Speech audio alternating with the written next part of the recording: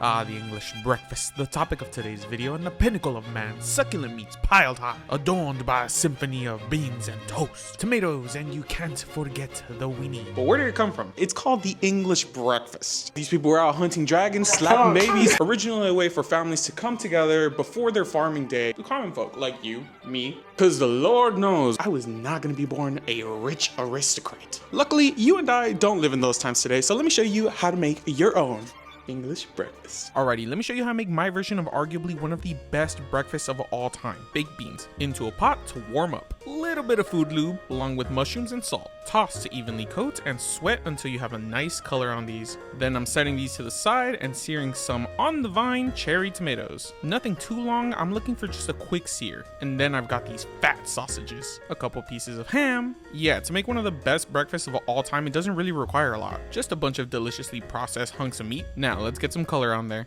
Then I want to crack and fry just a few eggs. Seasoned with salt and pepper, of course. And here comes the best part, ribeyes, thinly sliced because we don't have enough meat on this plate yet. Oh, and I don't have enough subscribers. So how's about you let me buy yours with a promise of more recipes? Okay, we good? Welcome to the club, nerd. As a thank you for you, let me cut my finest sourdough bread. With that, let me toast and arrange like so. Down goes some ham, not one, but 2 steaks, dressed in the finest eggs. Charred tomatoes picked from the freshest garden, sauteed mushrooms, my toast, my sausage, and of course the beans. Cannot forget the most musical of vegetables, along with a sprinkling of parsley for color. And that's how I make my version of the ultimate English breakfast.